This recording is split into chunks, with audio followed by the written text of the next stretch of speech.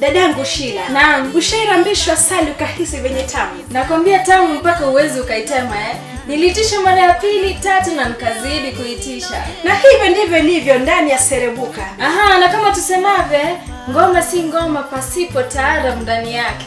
Kwa hivyo jiunge nasi kila Ijumaa kuanzia saa 10 hadi saa 12 jioni. Naam, ni katika runinga ya KTS ikiwa nasi mabinti zako mimi Shila Tebet, Nabi Florentina Ahiza.